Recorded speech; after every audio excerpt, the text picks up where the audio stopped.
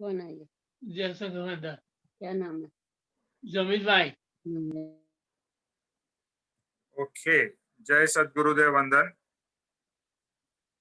ओम सहजात्म स्वरूप परम गुरु।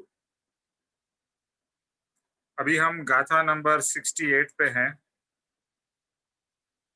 आत्मा द्रव्य नित्य छे, पर्याये पलटाय, बाळादि वय त्रण नु ज्ञान एक ने थाय। आत्मा द्रव्य नित्य है, यानी आत्मा द्रव्य से नित्य है। नित्य मतलब जो हमेशा रहता है। पर्याय पलटाए, पर्याय के हिसाब से ये हमेशा पलटता रहता है या इसमें चेंजेस होते रहते हैं। बाळादि वय यानी बाड़ा, युवानी और बुढ़ापा, ये तीनों का ज्ञान एक ने थाय। तीनों अलग अलग अवस्था है। बचपन, युवानी और बुढ़ापा, ये तीनों अवस्था का एक ही को ज्ञान होता है, यानी आत्मा को ज्ञान होता है। ये इसका मीनिंग है।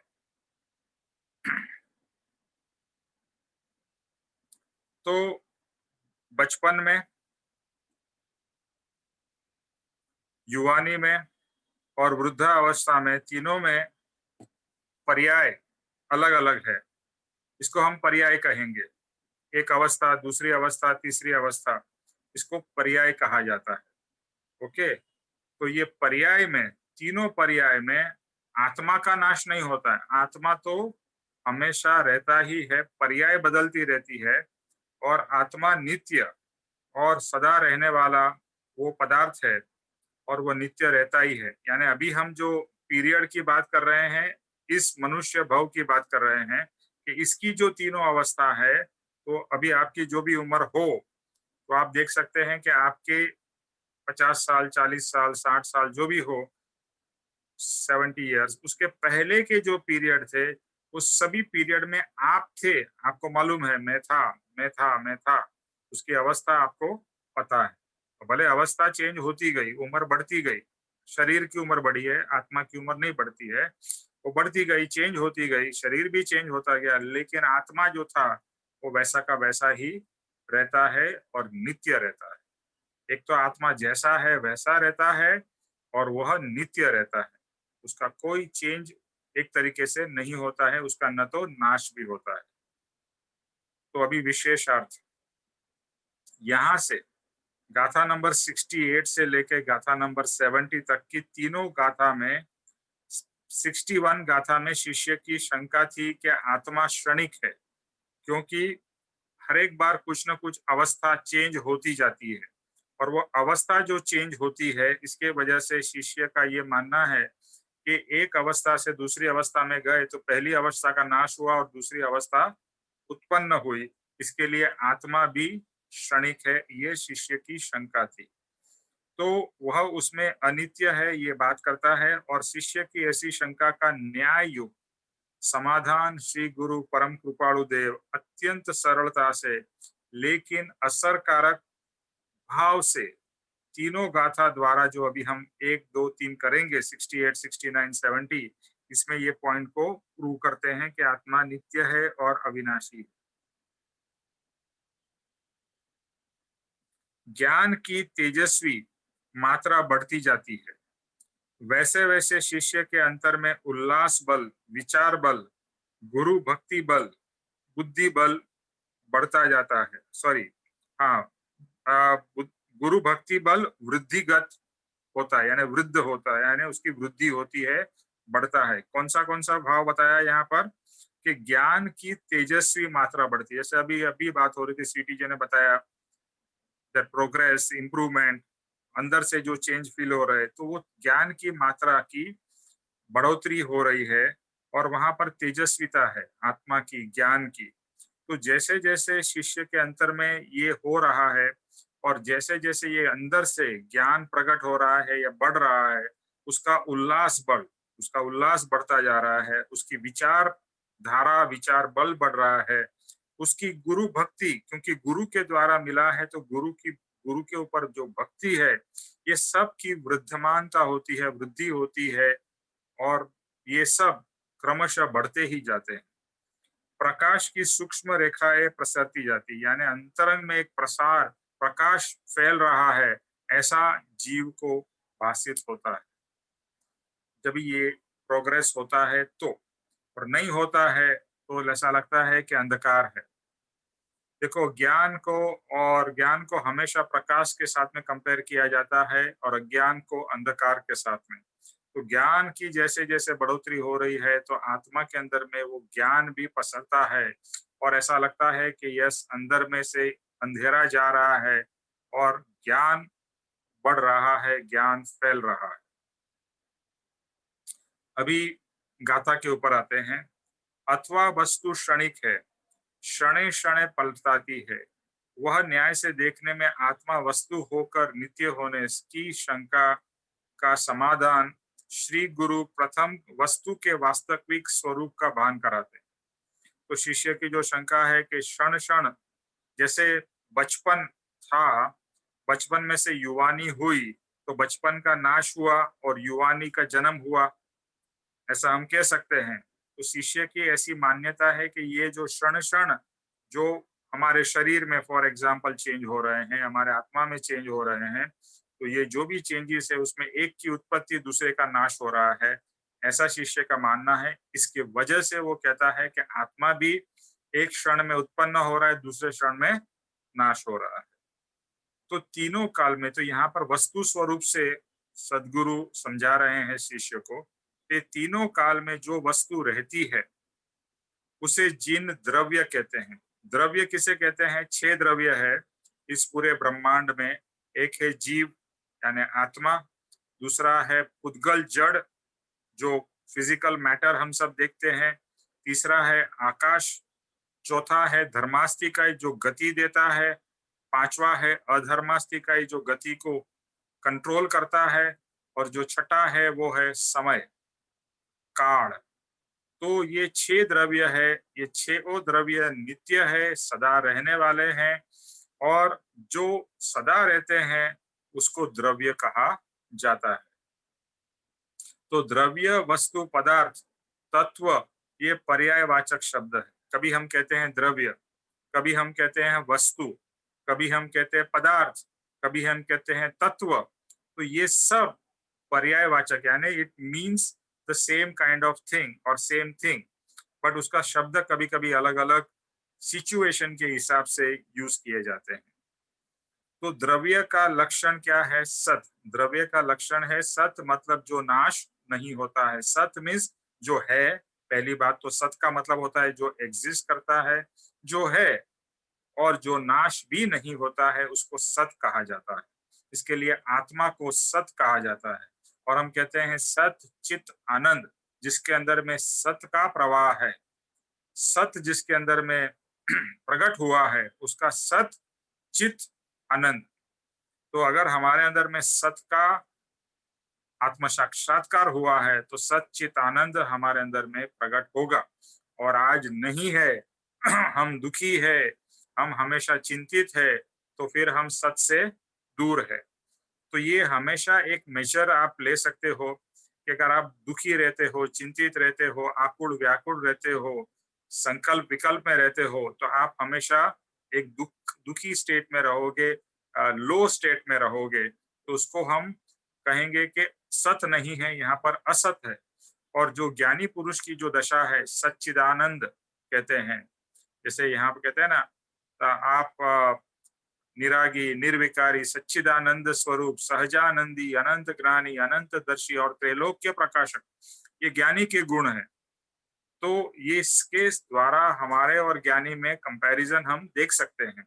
तो हमें भी वही भाव करना है कि मेरे अंदर में भी सत का प्रवाह बढ़े, और प्रवाह तो है ही, सत तो है ही, आत्मा तो है ही, लेकिन उसका साक्षात्कार। तो जो उत्पाद, व्यय और ध्रुवता से युक्त है। अभी ये उत्पाद, व्यय और ध्रुवता, ये पहले भी शायद डिस्कस हुए हैं, ये थोड़े से टेक्निकल है बट सिंपल है। उत्पाद, व्यय और ध्रुवता। एक मैंगो के एग्जाम्पल से हम देखेंगे और दूसरे भी एग्जाम्पल यहाँ पर आएंगे। तो मैंगो का ऑलवेज एग्जाम्पल लिया जाता है कि मैंगो पहले कच्ची होती है, खट्टी होती है, ग्रीन होती है, और धीरे धीरे जाके उसका रंग पीला होता है, मीठी होती है और नरम हो जाती है। तो उत्पाद, व्यय और ध्रुवता। मैंगो तो हमेशा मैंगो ही रहती है, चाहे वो कच्ची हो या मीठी हो या जैसे भी हो, मैंगो मैंगो ही है। तो वो मैंगो जो है वो ध्रुवता है। ध्रुवता मीन्स जो हमेशा रहता है वैसा का वैसा।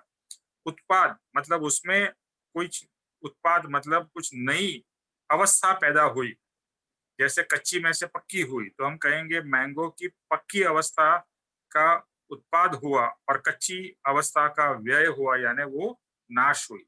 लेकिन मैंगो का नाश नहीं हुआ, उसकी अवस्था में चेंज हुआ। ओके, अवस्था में चेंज तो हमेशा हर एक पदार्थ में होते ही रहते हैं। हर एक पदार्थ, हर एक द्रव्य में उत्पाद, व्यय और ध्रुवता। जैसे ये शरीर की बात कर ले तो हर समय शरीर हमारा चेंज हो रहा है, यानी एक पार्ट ऑफ शरीर का नाश हो रहा है, दूसरा उत्पन्न हो रहा है, लेकिन जो शरीर है वो शरीर रहता है।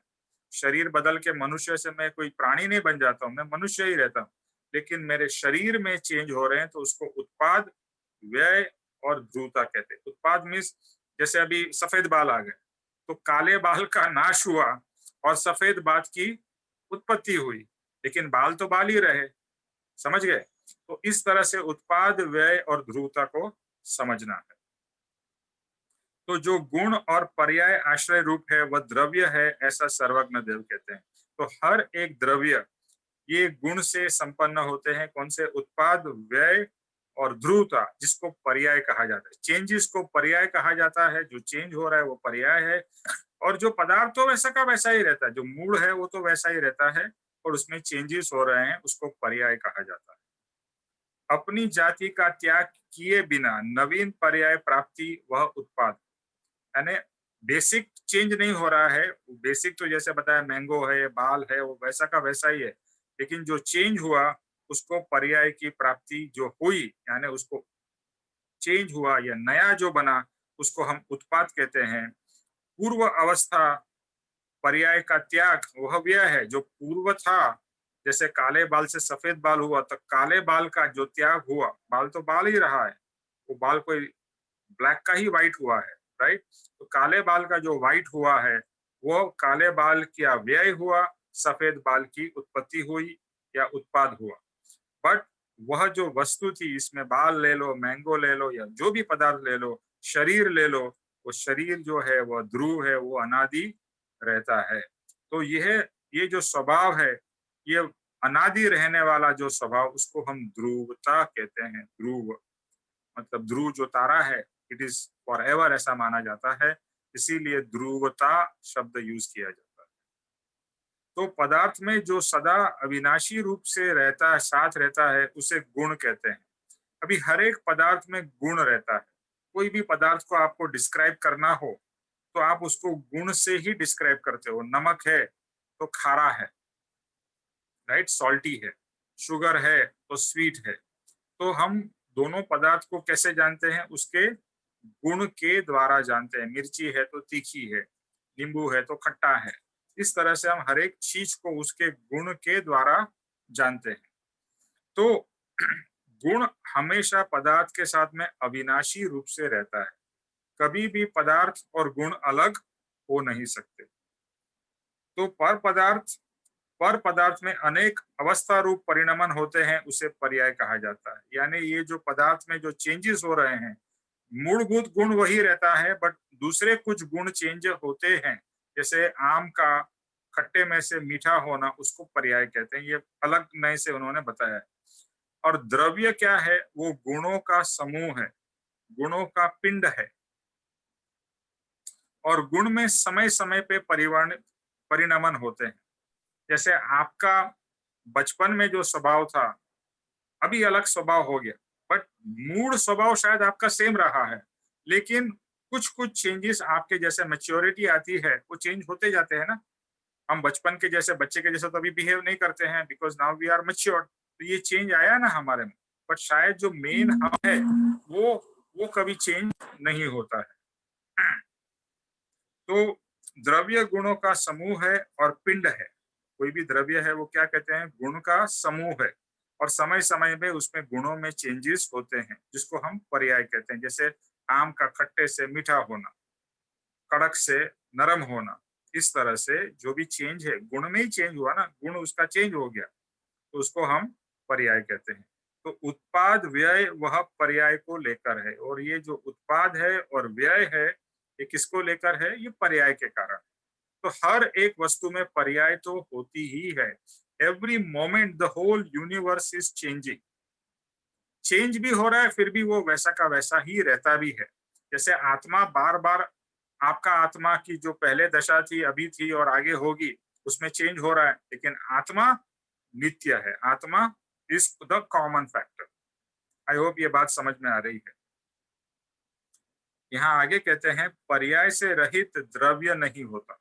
कोई भी द्रव्य पर्याय से रहित नहीं हो सकता। जैसे समय है, समय में भी टाइम टू टाइम चेंजेस हो रहा है ना, सुबह का समय था, दोपहर का समय है, शाम का समय है, यानी हर एक पर्याय में चेंजेस हो रहे हैं। तो द्रव्य के बिना पर्याय नहीं और पर्याय के बिना द्रव्य नहीं, दोनों अनन्य भाव से है, यानी दोनों ऑलवेज रहते हैं। वैसे ही द्रव्य बिना गुण नहीं होता, और द्रव्य में गुण नहीं हो ऐसा कोई द्रव्य नहीं है, और गुण के बिना द्रव्य नहीं होता है। और द्रव्य और गुण दोनों अभिन्न भाव से, दोनों अभिन्न भाव से, यानी द्रव्य है तो गुण होना ही चाहिए। कोई भी चीज आपको डिस्क्राइब करनी हो, वो उसके अंदर में कुछ ना कुछ तो गुण होता ही है। जैसे एग्जांपल हम हमेशा लेते हैं, किताब है तो किताब, इसका क्या गुण है, तो इसमें से हम पढ़ सकते हैं, इसके अंदर में कुछ लिखा हुआ है, प्रिंट किया हुआ है, इसका पेपर से बना है, एटसेट्रा एटसेट्रा, इसके गुण है।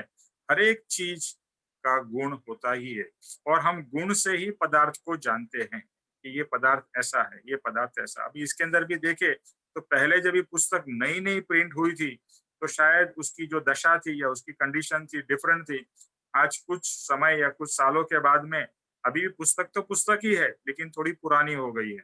तो पुरानी हो गई वो पर्याय है, लेकिन पुस्तक है वो उसकी द्रव्य या ध्रुवता है। ओके, सो पर्याय के स्वरूप को समझना। भाई ये ध्यान, इसके ऊपर फोकस क्यों दिया जा रहा है पर्याय के ऊपर? क्योंकि शिष्य कंफ्यूज हो जाता है कि पर्याय हुई मतलब उसका नाश हो गया, वो वस्तु का ही नाश हो गया। यहाँ पर श्री गुरु वो समझाने की कोशिश कर रहे हैं, पर्याय हुआ या चेंजेस हुए, वस्तु का नाश नहीं हुआ है, वस्तु में चेंज हुआ, ये समझना है। पर्याय के स्वरूप को समझाते तत्व दृष्टा आत्म तत्वज्ञ परम कृपाणुदेव श्री राम राजचंद्र जी लिखते हैं। कृपाणुदेव राजचंद्र जी क्या लिखते हैं? परमाणु में रहे हुए गुण स्वाभाविक या परमानेंट रहते हैं, और पर्याय है वो फिरते हैं। यानी कुछ चीजें परमानेंट रहती है और कुछ चीजों में चेंजेस होती है। यानी एक कह लीजिए, एक मूलभूत चीज है वो परमानेंट रहती है, और जो चीजें चेंजेस होती है वो पर्याय वाली चीजें कहेंगे। जैसे मैंने किताब का बताया, किताब किताब ही रहती है, तो मूलभूत किताब रही, बट नई से पुरानी हुई तो वो उसकी पर्याय है। तो परमाणु, ये सब चीजें किसकी बनी है? ये किताब, ये शरीर, ये टेबल, ये कुर्सी, सब कुछ ये किससे बने हैं? परमाणु से बने हैं। तो परमाणु में कुछ स्वाभाविक गुण परमानेंट रहते हैं, और जो चेंजेस होते हैं उसे हम पर्याय कहते हैं। अभी दृष्टांत देते हैं, एग्जाम्पल बताते हैं कि पानी में रहे हुए शीत गुण वो फिरता नहीं है। पानी जो है हमेशा शीतल रहता है, ठंडा रहता है, बराबर है। पर पानी में जो तरंगे उठती है, आप देखोगे कभी भी पानी जो रहेगा, तालाब रहेगा, उसमें छोटी छोटी तरंगे उठती है। समुद्र रहेगा तो बड़ी बड़ी तरंगे उठती है। तरंगे मतलब वेव्स। तो वह फिरती है, और अर्थात वह एक के बाद एक उठकर उसमें समा जाती है। एक ही वेव उसी में से, पानी में से, समुद्र में से निकलती है और उसी में समा जाती है। ये हमने देखा होगा, पानी में, समुद्र में वेव्स जो होती है। तो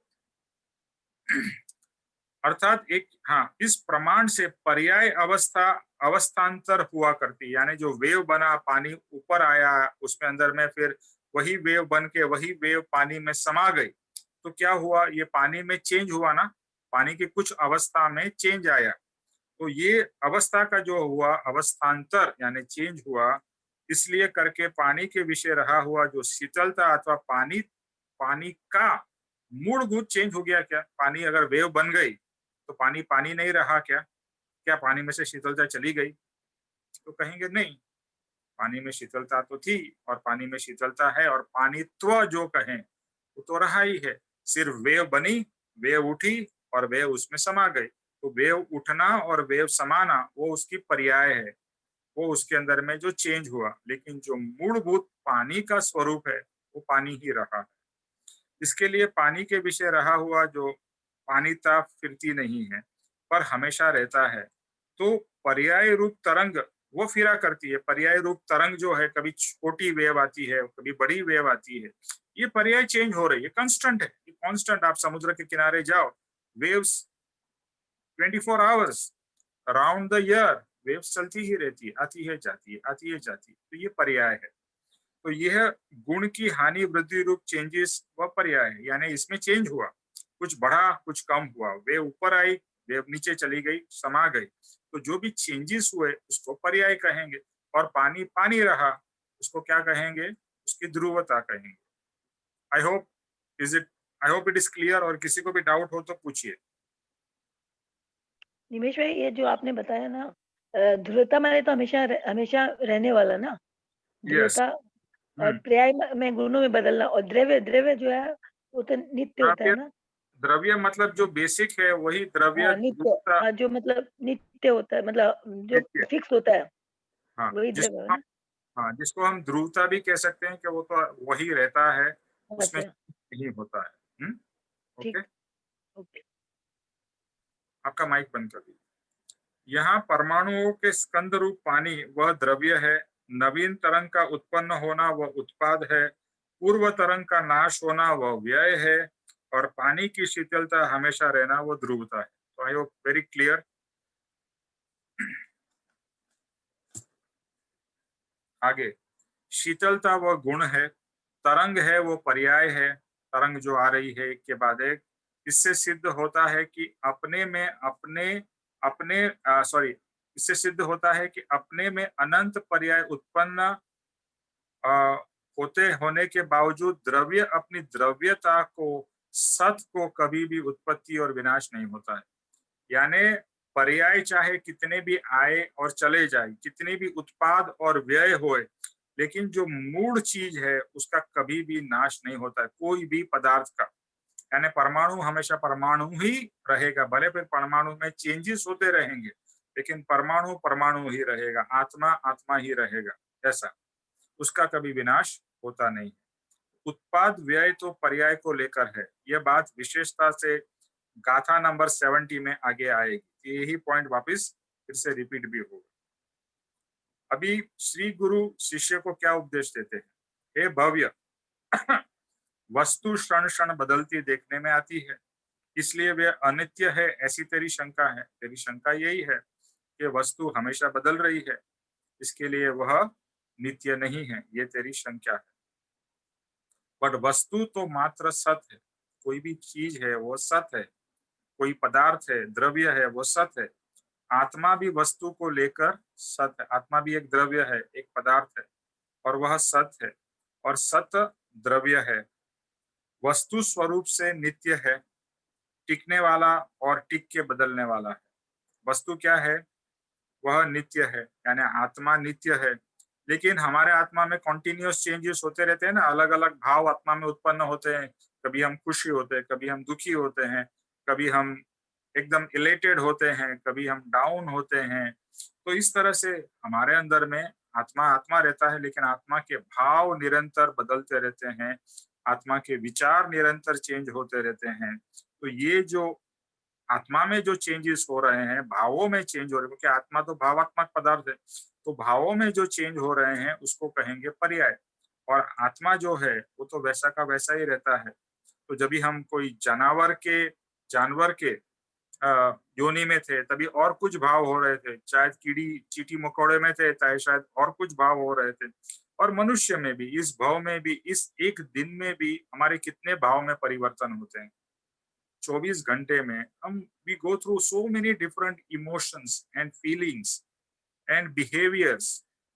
ये सब हमारी अलग अलग पर्याय है। कभी हम खुश हुआ और खुश में से दुखी हो गए तो हम कहेंगे खुशी की पर्याय का व्यय हुआ, और दुख की पर्याय का उत्पत्ति हुई।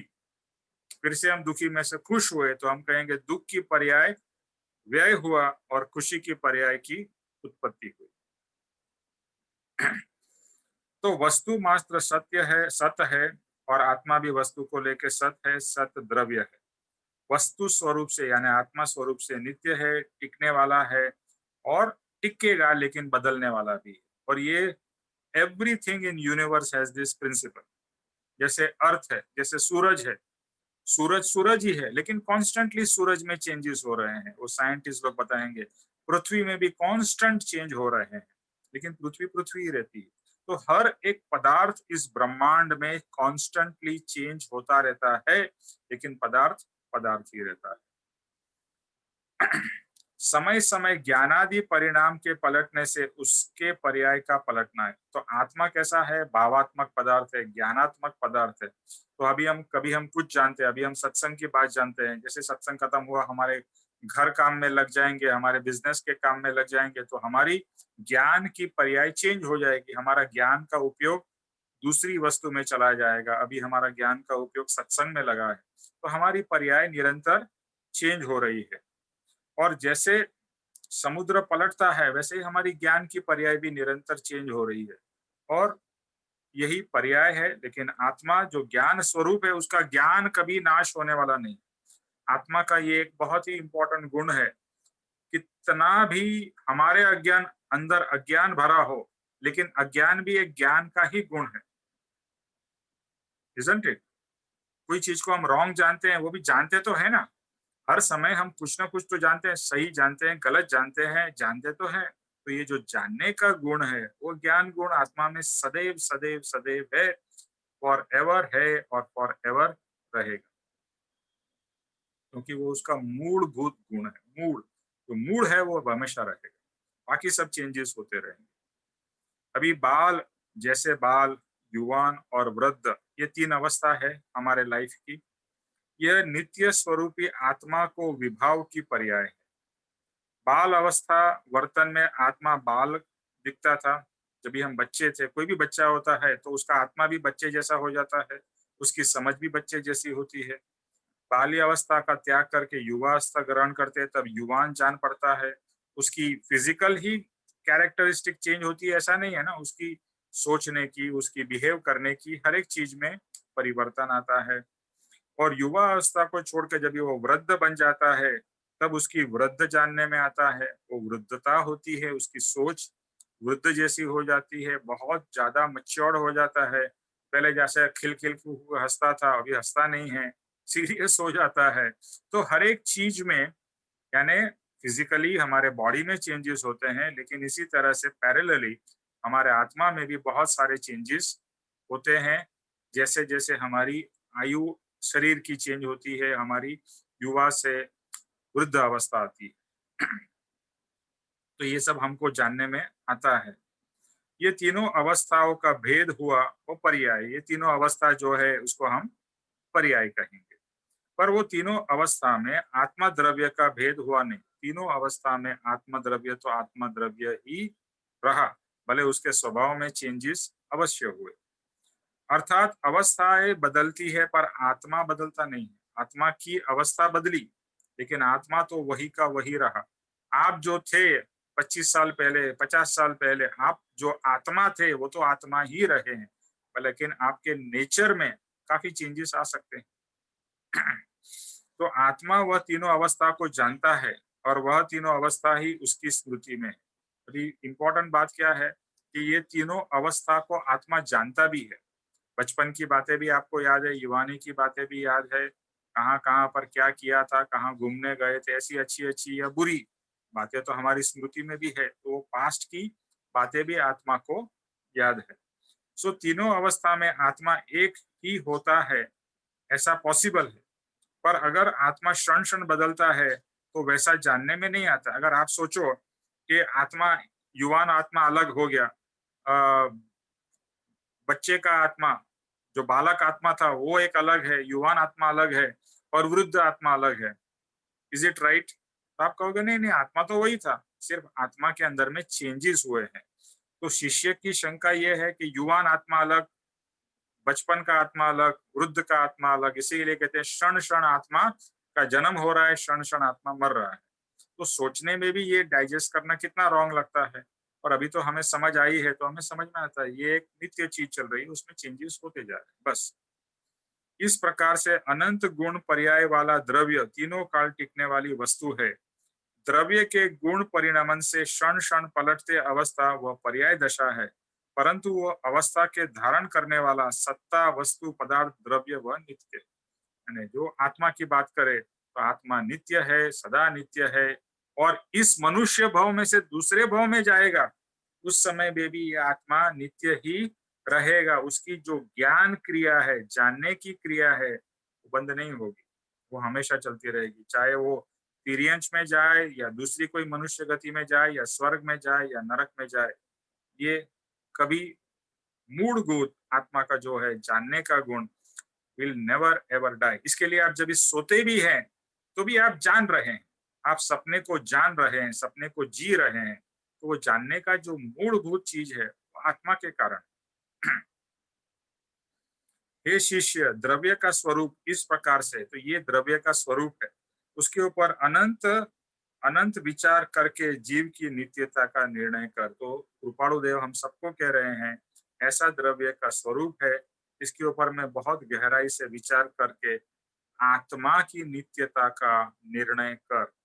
हमें निर्णय क्या करना है कि मैं नित्य हूं, मैं कोई भी अवस्था में हूं, मैं नित्य हूं और मैं हमेशा आत्मा ही रहूंगा। ये हमें पक्का हो जाना चाहिए। जैसे शुरू में स्वीटी जी से बात कर रहे थे कि पहले भी मैं था, ये अभी हमें अंदर से श्योरिटी आ रही है। इस भव के अंदर तो मैं था ही, बट इस भव के पहले भी था और इस भव के बाद में भी रहूंगा। अभी इतनी तो हमारे को श्योरिटी और अंदर से कॉन्फिडेंस आ जाना चाहिए। नहीं आता है तो इस बात के ऊपर में सोचिए, इन सब गाथाओं का विवेचन को सुनिए, समझिए और शांति से विचार करेंगे तो ज्ञानी की बात 100% हमें सच लगेगी। अभी पत्रांक 546 स्वीटी जी जरा पढ़ेंगे 546। हाँ जी निधि।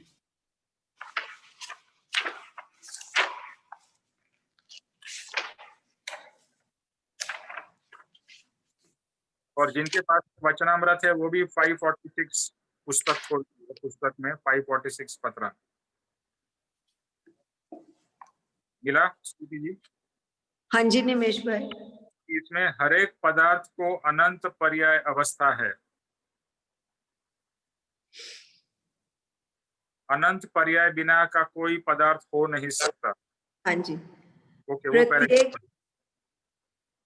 प्रत्येक पदार्थ के अनंत पर्याय अवस्थाएं हैं।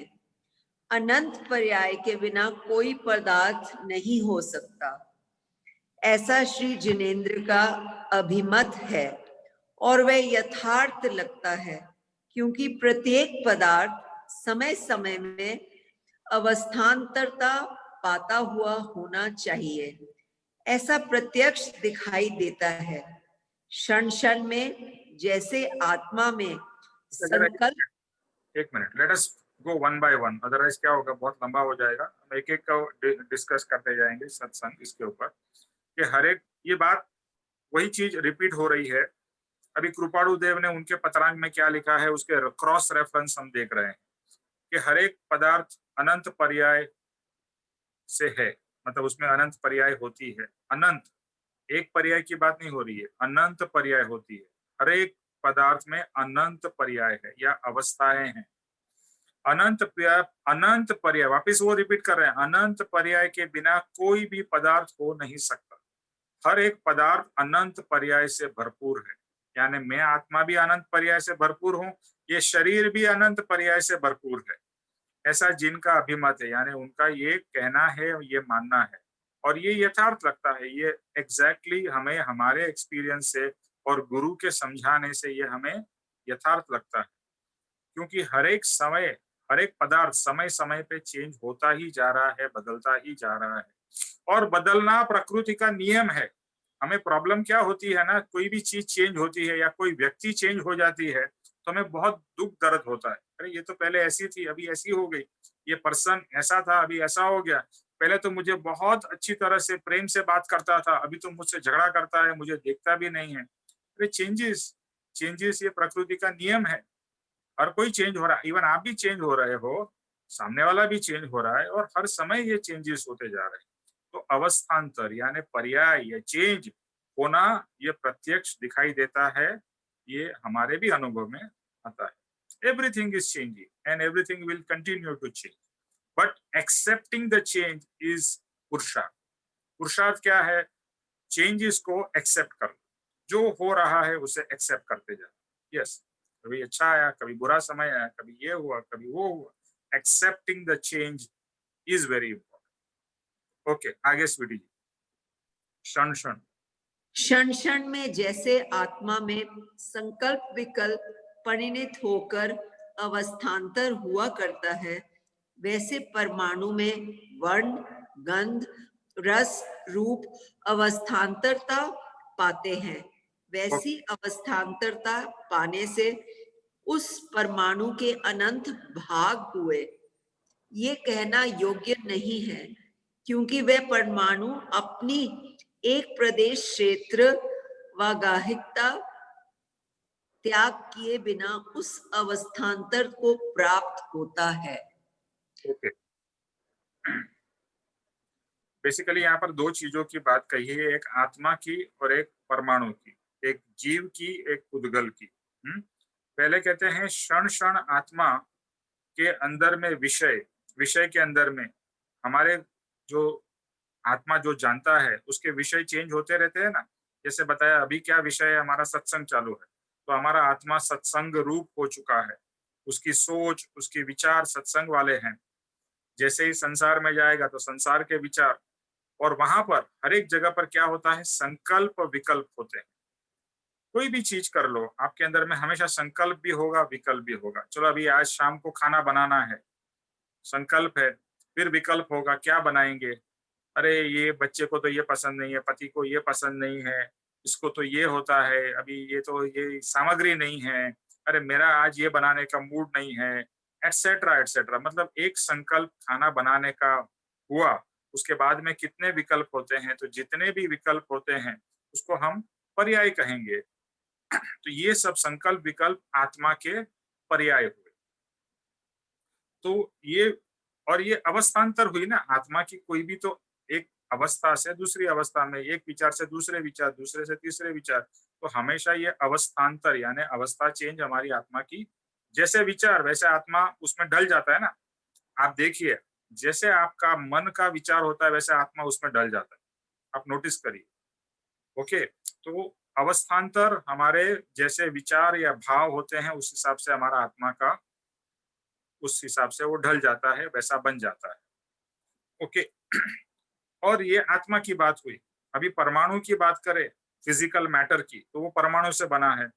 अभी परमाणु के अंदर में क्या चेंज होता है, तो उसके अंदर में जैसे कोई भी खाने की बात ले लीजिए, तो कोई भी खाने की चीज एक समय में उसका स्वाद, उसकी शक्ल, उसका फिजिकल नेचर अलग होता है, और कुछ समय के बाद में उसमें भी चेंजेस होते हैं।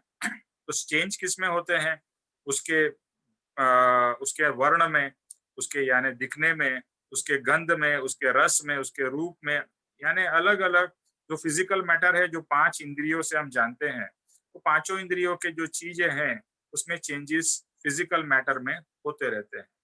और जो चेंजेस होते हैं वो उसकी अवस्थाएं हैं, यानी हर एक, चाहे वो फिजिकल मैटर हो या स्पिरिचुअल मैटर लाइक आत्मा हो, दोनों में चेंजेस होते रहते हैं। यहाँ पर कृपाणुदेव वो समझाने की कोशिश कर रहे हैं। अभी जैसे अवस्थान्तर होती है, अभी परमाणु की बात करें तो परमाणु में समझो एक दही की बात करें, तो पहले दही मीठा था, फिर दही खट्टा हो गया, राइट।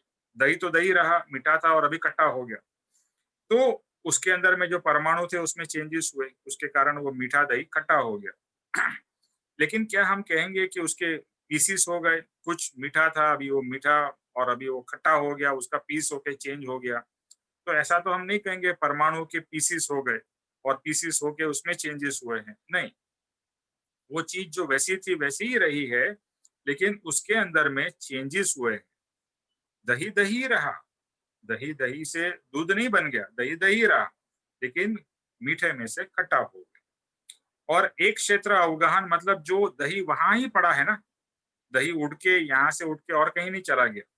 आपने दही जहां रखा था किचन में वहीं रखा है, तो वही क्षेत्र में था और वही क्षेत्र में रहते हुए उसमें से मीठे में से खट्टापन आया है दही में।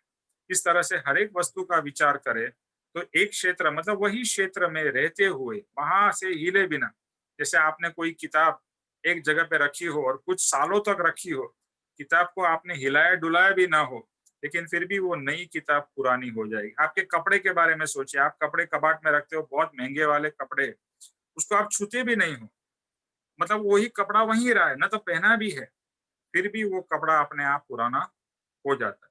कैसे हुआ? अरे मैंने तो उसको धोया भी नहीं, ड्राई क्लीनिंग भी नहीं किया, पहना भी नहीं, फिर भी पुराना हो गया। क्यों हुआ?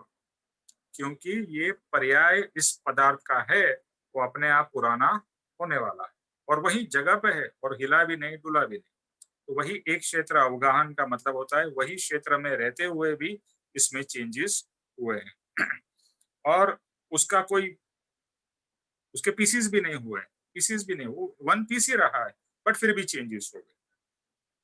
तो एक क्षेत्र एक प्रदेश क्षेत्र अवगाहिता के अनंत भाग नहीं हो सकते, उसके अंदर में पीसीस नहीं हुए कि कुछ टुकड़े ऐसे हो गए कुछ टुकड़े वैसे हो गए, नहीं, वो वैसा का वैसा रहते हुए उसमें, जैसे कपड़े की बात करें, कपड़ा का कोई तार तार नहीं हो गया, वो कपड़ा वैसा ही दिख रहा है लेकिन पुराना हो, अभी वो हम कोई फंक्शन में नहीं पहन सकते।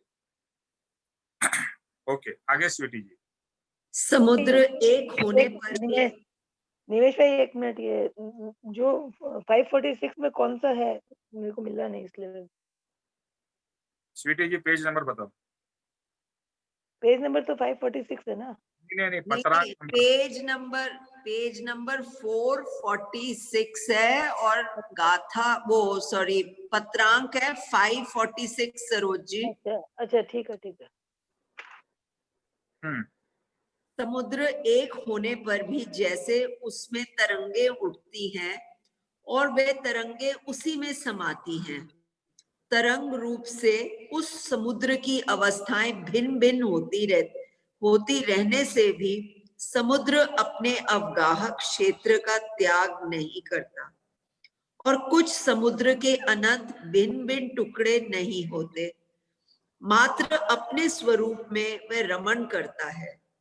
तरंगता ये समुद्र की परिणति है, यदि जल शांत हो तो शांतता ये उसकी परिणति है, कुछ भी परिणत उसमें होनी ही चाहिए। उसी तरह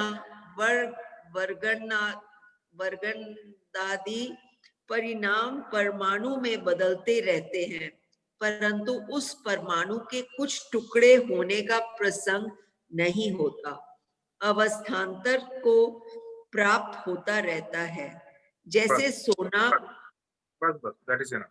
ओके, तो वापिस कृपाणु देव यहाँ पर समुद्र का एग्जाम्पल जो हमने पहले ही देखा था कि तरंगे उठती है, तरंगे उसमें समा जाती है, तो समुद्र वहीं का वहीं रहता है। यहाँ पर एक बात जो कृपाणु देव हाईलाइट करना चाहते हैं कि स्थलांतर नहीं होता है, एक क्षेत्र अवगाहन मतलब वही क्षेत्र में वही समुद्र वहीं रहता है, समुद्र वहां से उठ के अंदर आपके घर में नहीं आ जाता है, जो जहाँ समुद्र है उसकी जो लाइन है उसी लाइन में वो समुद्र रहता है और वहीं पर उसके अंदर में चेंजेस होते जाते हैं, ये तरंगे उठती है, तरंगे समा जाती है, बट वहां से उस एक क्षेत्र में ही रहता है और सब कुछ जो रमणता हो रही है, ये रमणीयता है, ये सब जो चेंजेस हो रहे हैं ये कांस्टेंट हो रहा है और उसमें भी जीव है, पानी में जैसे हम जानते हैं जीव है, तो ये सब उसकी एक रमणीयता है। इसके लिए समुद्र के पास जाके भी हमें बहुत अच्छा लगता है, सुकून लगता है।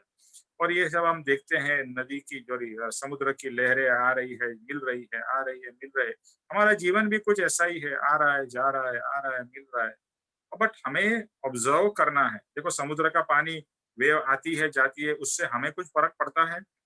नो, हम सिर्फ देखते हैं। ऐसे ही अगर ऐसी अवस्था हमारी हो जाए कि हम हमारे जीवन में भी जो उतार चढ़ाव, जैसे समुद्र के उतार और चढ़ाव हो रहे हैं, वैसे ही उतार चढ़ाव को हम सिर्फ देखते रहें और ज्ञाता दृष्टा रूप हो तो हमारी दशा कितनी अच्छी हो जाएगी। बट हम उस उतार चढ़ाव में इन्वॉल्व हो जाते हैं। एक साइड का बात था। तो ये तरंगता जो है ये समुद्र की परिणति है, यानी ये समुद्र का प्रोसेस है जो होने वाला है और होते ही रहता है। बट वो शांति जो समुद्र की जो शीतलता है या पानी की जो शांति है वो बरकरार रहती है, और उसमें कुछ परिणति तो होनी चाहिए, जो होती है, जो हर एक पदार्थ में होनी चाहिए। पर उसके परमाणु के, पानी के कोई टुकड़े के परमाणु के टुकड़े टुकड़े नहीं हो जाते हैं, बस वो एक कंटिन्यूअस द्रव्य फ्लो चलता ही रहता है। ये कृपाणुदेव यहाँ पर कहते हैं। बट उसमें अवस्थांतर निरंतर होता रहता है, बट पानी और समुद्र पानी ही रहता है। This is the main part of this पत्र। अभी कांजी स्वामी जी कहते हैं कि आत्मा द्रव्य है, वह सदा टिकने वाला, अवस्था से बदलता रहता है, इसलिए उत्पाद व्यय द्रवता सहित सत्य। जो वापिस वही बात आई, उत्पाद है, व्यय है और ध्रुवता है। क्षण क्षण उसकी समझ ज्ञान की अवस्था पलटती रहती है, वह पर्याय क्षण क्षण बदलती है और अवस्था को धारण करके सत्तावान वस्तु नित्य है।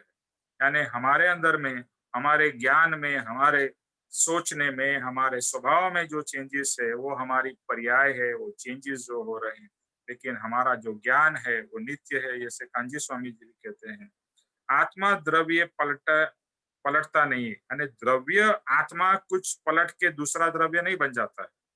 भले कितने भी आत्मा में अलग अलग चेंजेस हो, आत्मा, हमारे इमोशंस कितने एक्सट्रीम्स चलते हैं, फिर भी आत्मा तो आत्मा रहता है, उसकी इमोशनललेस नहीं हो जाता है, इमोशंस उसका पार्ट है। तो कितनी भी एक्सट्रीमिटीज होती है, आत्मा आत्मा ही रहता है। यानी आत्मा का द्रव्य पलटता नहीं है, बट उसकी पर्याय पलटती है। अभी शिष्य को कंफ्यूजन इसके लिए हुआ, वो पर्याय का पलटने को द्रव्य का पलटना समझता है। यहाँ पर कृपाणुदेव और कांजी स्वामी जी और ज्ञानी पुरुष यही समझाने की कोशिश कर रहे हैं, द्रव्य नित्य है, पर्याय पलटती है, और तू कंफ्यूज हो गया शिष्य, पर्याय को पलटने का द्रव्य का नाश समझता है। द्रव्य का कभी भी नाश नहीं होती है, पर्याय पलटती है और वो हमेशा पलटती ही रहेगी। आत्मा जो द्रव्य नित्य है वो हमेशा नित्य ही रहेगा। तो यहाँ पर ये गाथा हमारी पूरी होती है। Any questions? ऐसे देखे तो काइट स्ट्रेट फॉरवर्ड सिंपल है, लेकिन उसको और गहराई से सोचना है और समझना है कि कृपाणुदेव ज्ञानी पुरुष हमें क्या समझाने की कोशिश कर रहे हैं। क्योंकि ये चल रहा है आत्मा नित्य है या नहीं है, ये टॉपिक चालू है और उसके रेफरेंस में ये गाथा है।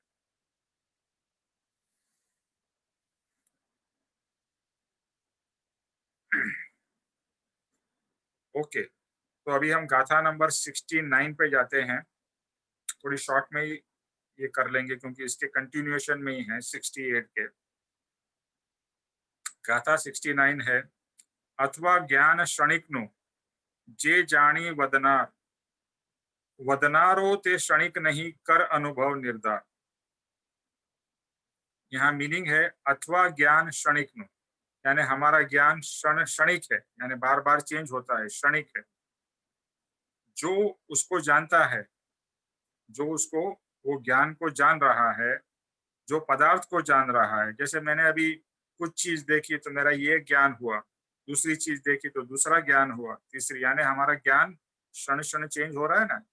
अलग अलग चीजों को जानना, वो अलग अलग क्षणिकता हुई या ज्ञान के चेंजेस हुए। तो ये जानने वाला पदार्थ तो मैं आत्मा हूँ। तो जो वदनारो में जो जानने वाला, अनुभव करने वाला, वो क्षणिक नहीं है। तेरा ज्ञान भले क्षणिक है, ज्ञान क्षणिक मीन्स चेंज हो रहा है, कभी ये देखा, कभी वो देखा, कभी ये जाना, कभी वो जाना, कभी ये फील किया, कभी ऐसा फील किया, ये सब ज्ञान के पर्याय है। पर ये जो अनुभव कर रहा है, यानी स्वयं तू आत्मा, वह क्षणिक नहीं है। ये तू नक्की कर, ये तू डिसाइड कर। ये इस गाथा का मीनिंग है।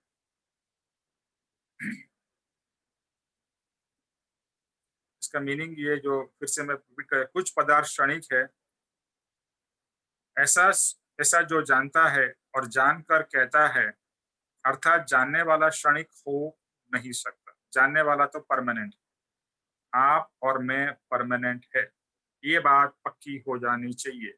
आई एम परमानेंट फॉर एवर। जैसे इंग्लिश में सेइंग है कि diamonds are for ever. Diamond ever नहीं रहेगा, लेकिन आत्मा इज फॉर एवर। इसके लिए कृपाणुदेव कहते हैं, हीरे से भी ज्यादा बहुमूल्य तेरा आत्मा है, कि तू जो आत्मा फॉर एवर रहने वाला है, एंड यू आर परमानेंट। बाकी सब हमारे जीवन में चीजें टेम्पररी है। आप देख लीजिए, हमारे जीवन की हर एक चीज टेम्पररी है। हमारे संबंध टेम्पररी है, हमारी चीजें टेम्पररी है, हमारे जो भी पोजेशंस है वो टेम्पररी है। Everything is temporary. इवन हमारा ये शरीर भी टेम्पररी है, क्षणिक है, यानी कभी ये चला जाएगा मालूम नहीं। लेकिन मैं आत्मा वो परमानेंट। तो ये एक भेद अगर पक्का हो जाए कि बाकी सब चीजें ट्रांजिशनर है, ट्रांजिटनरी है और टेम्पररी है, लेकिन ये आत्मा जो है यानी मैं परमानेंट। और हम परमानेंट चीज के ऊपर में फोकस करेंगे ना, तो हमारी दशा बढ़ेगी और हम सुख से रह सकेंगे। हमारा दुख का कारण क्या है कि हम सब टेम्पररी चीजों से जुड़े हुए हैं, और टेम्पररी चीजें टेम्पररी है और इसके लिए हमको दुख होता है। कभी किसी की मृत्यु हो जाएगी, कभी कोई चीज हमारे पास से चली जाएगी, कभी हमारे पास से धन चला जाएगा। ये सब टेम्पररी चीजें हैं और उसमें हम दुखी हो जाते हैं। कभी आएगा भी, मैं ये नहीं कहता सब चला ही जाएगा, कुछ आएगा भी, कुछ जाएगा भी, बट एवरीथिंग इज लाइक समुद्र की वेव्स, आएगा जाएगा, आएगा जाएगा। हमें तो बस जो हो रहा है उसे देखते रहना है, उसमें जुड़ नहीं जाना है। यही ज्ञानी लोगों का संदेश है। इसका अभी मैं थोड़ा ब्रीफ में करता हूँ, कल इसको थोड़ा और आगे करेंगे, टाइम अभी थोड़ा ही बचा है। तो 61 की गाथा में बताए हुए प्रश्न का समाधान चालू है। गाथा 68 में के गुरु ने बताया कि वस्तु के स्वरूप यथार्थ यानी कि यथार्थ ज्ञान करने के बाद सुशिष्य उस पर अंतर में विचार करता है। अभी शिष्य है ना, जो जो गुरु समझा रहे हैं उसको सुन रहा है, उसके ऊपर विचार कर रहा है। तो यहाँ पर यह समझना है कि परम कृपाणुदेव ये गाथा हमको कह रहे हैं, हमको समझा रहे हैं। ये नहीं सोचना है कि ये तो कृपाणुदेव ने लिखा है और किसी के लिए लिखा है। कृपाणुदेव ने आत्म सिद्धि मेरे लिए लिखी है, जिससे मेरे आत्मा की सिद्धि हो, मैं आत्मा सिद्ध कर सकूं। उसको अभी जानने में आता है कि वस्तु का स्वभाव किसी प्रकार से नित्य है और किसी प्रकार से अनित्य है। वस्तु में दोनों है, नित्यता अनित्यता। कुछ एंगल से वस्तु नित्य है और कुछ एंगल से वस्तु अनित्य है ना। जो पर्याय है वो मतलब अनित्यता है ना, उसमें कांस्टेंट नहीं है। पर्याय मींस चेंज। तो change is not constant, sorry change is not permanent. जो चेंज हो रहा है वो एक चीज में से दूसरे में हुआ, तो ये अनित्य है। द्रव्य दृष्टि से देखने में वस्तु की नित्यता सिद्ध हो सकती है, इसलिए उसकी शंका का जोर एकदम शिथिल हुआ है और वह छूट जाने की स्थिति में आज पहुंची। लेकिन जो जिस तरह से गुरु ने समझाया है, और वस्तु का स्वभाव या वस्तु की जो नित्यता है या द्रव्यता है, उससे उसकी समझ और उसके जो शंका है वो शांत हुई है और वह अभी छूटने की स्थिति में, यानी वो it has come to the point कि अभी गुरु से वो एकदम कन्विंस हो गया है कि हाँ गुरुदेव आप मुझे समझा रहे हो, आत्मा नित्य है, मैं नित्य हूँ। ये मुझे ऑलमोस्ट कन्विंस हो चुका है। अभी ये उसकी शंका ऑलमोस्ट जाने के स्टेज पर है। वहां गुरु श्री गुरु निष्कारण करुणा भाव से उसको विशेष उपदेशामृत से प्रवाह के द्वारा उसको खिला रहे हैं। उसको उपदेश का प्रवाह, गुरु का ज्ञान का प्रवाह शिष्य को मिलता जा रहा है और शिष्य एकदम तृप्त था। महसूस कर रहा है तो उससे उसका आत्मा का विकास हो रहा है। गुरु क्या कहते हैं? हे भव्य, भव्य मतलब जिसका मोक्ष होने वाला है। भव्य, भव्य मीन्स तुम्हारा मोक्ष होने वाला है ऐसा जीव जिसको हम शिष्य कहेंगे। सुशिष्य, यहाँ पर शब्द यूज करते हैं सुशिष्य यानी जो आज्ञाकारी शिष्य है और शिष्य जो पाने के लिए कुछ कर रहा है। अगर आप सत्संग में सिर्फ टाइम पास के लिए आ रहे हो तो आपको सुशिष्य नहीं कहेंगे, लेकिन अगर आप सत्संग में कुछ ग्रहण करने के लिए आ रहे हो कि मुझे कुछ प्राप्त करना है तो सुशिष्य। तो कहते हैं हे भव्य, तेरा ऐसा कहना कि वस्तु क्षण क्षण पलटती है उसका अनुभव हुआ करता है, इसलिए वस्तु क्षणिक स्वभावी है। आत्मा भी वस्तु है और उसमें समय समय पर क्या होता है? हास्य, रति, अरति, क्रोध, मान, माया, लोभ, भय, शंका, कुशंका, ये सब चलता ही रहता है। तो ये सब तेरे अंदर में हो रहा है, यानी हमारे अंदर में हो रहा है, right? We go through all this different emotion. आप एक दिन में देखिए तो शायद ये सब, आप कभी हंसते भी होंगे, कभी आप अच्छे होंगे यानी रति में होंगे, कभी आप बुरे मूड में होंगे, कभी आपको क्रोध आया होगा, कभी आपको मान हुआ होगा, कभी आपको लोभ हुआ होगा। इट इज पॉसिबल कि एक ही दिन में ये सब इमोशंस हम we go through all this emotions. Okay, तो अनंत प्रकार की वृत्तियां हमारे अंदर में इस तरह से उछलती है और सम जाती है, यानी वेव्स की जैसे। क्रोध आया, क्रोध कंटिन्यू चलता है क्या? नहीं, कुछ समय तक क्रोध चलता है, फिर वो शम जाता है। हास्य, हम कंटिन्यूअसली हंसते रहते हैं? नहीं, it is like the waves. तो कृपालुदेव ने एग्जाम्पल भी वेव्स का रियली बहुत परफेक्ट चूज किया है कि हमारे अंदर भी वेव्स के जैसे ये सब चीजें आती है, सम जाती है, आती है, सम जाती है। लेकिन जो आत्मा, जो शांत स्वरूप आत्मा है, वो हमेशा रहता है। तो हमारी फोकस जो है वेव्स के ऊपर नहीं करना है, लेकिन जो द्रव्य है, जो नित्य द्रव्य है, उसके ऊपर फोकस करना है। इसके लिए ये सब जो है अनित्य है, यानी जो हमारे अंदर में जो वृत्तियां उत्पन्न हो रही है, उत्पन्न होके खत्म हो रही है, वो अनित्य है, और आत्मा जो पदार्थ है वो नित्य है। तो यहाँ पर आज हम अभी स्टॉप करते हैं और बाकी का इसी गाथा का हम फ्राइडे को कंटिन्यू करेंगे, और गाथा नंबर 70। तो ये 69 पार्ट और 70 हम शुक्रवार को लेंगे।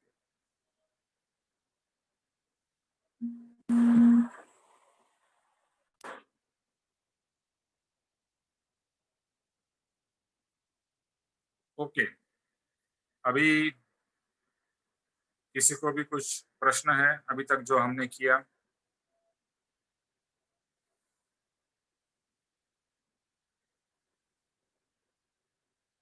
ओके, तो हर्ष जी, आप जय स्वरूप लीजिए।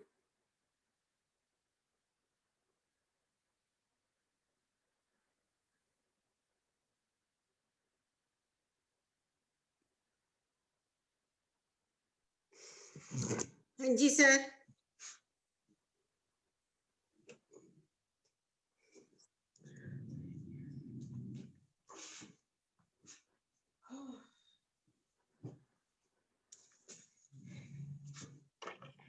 एक मिनट सर, एक सेकंड।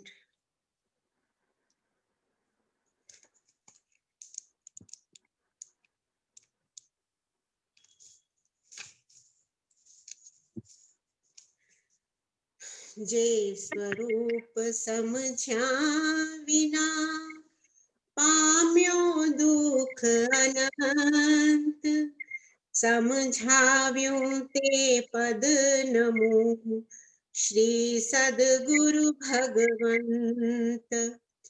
परम पुरुष प्रभु सद्गुरु, परम ज्ञान सुख धाम, जेणे आप्यो भान निज, तेने सदा प्रणाम।